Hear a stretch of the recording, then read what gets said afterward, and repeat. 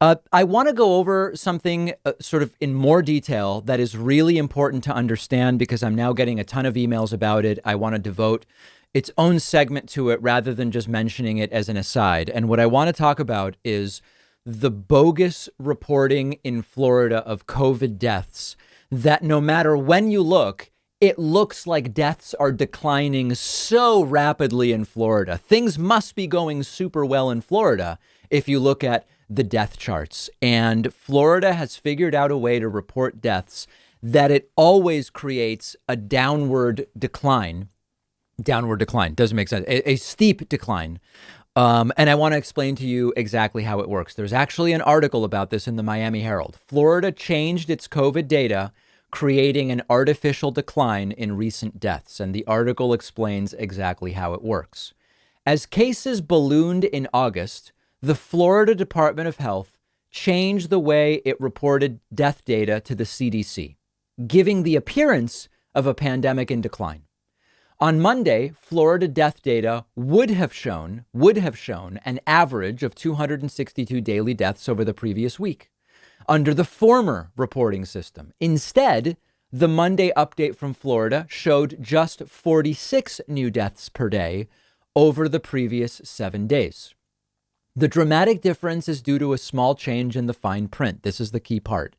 Until 3 weeks ago, data collected and published on the CDC website counted deaths by the day they were recorded, a common method for producing daily stats used by most states. On August 10, Florida switched its methodology and, along with just a handful of other states, began to tally new deaths by the date the person died. If you chart deaths by Florida's new method based on date of death, it will generally appear, even during a spike like the present, that deaths are on a recent downslope.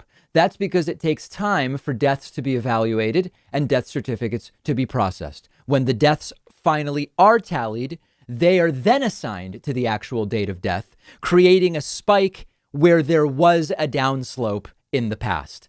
Let me paraphrase this, okay? Here is what the chart of Florida deaths look like.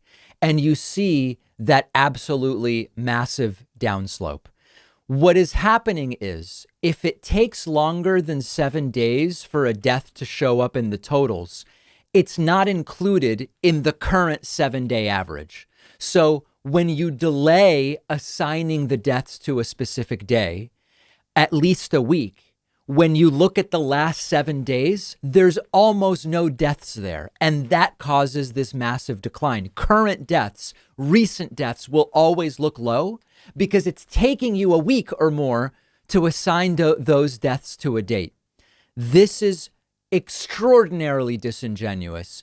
And when you look at the 7-day average, it looks as though they're over the peak.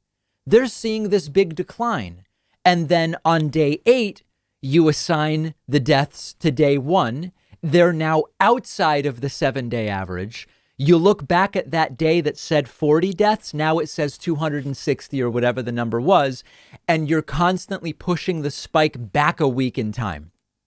Extraordinarily disingenuous.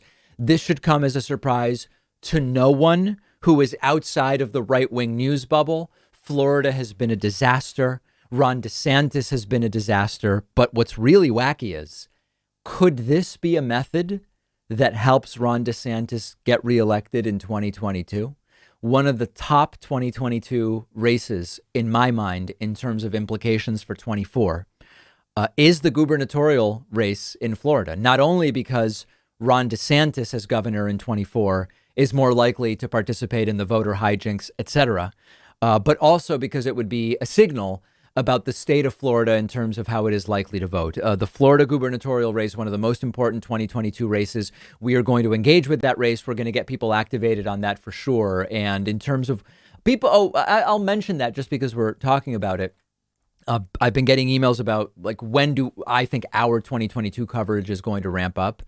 Historically, the interest in midterms starts around March, April.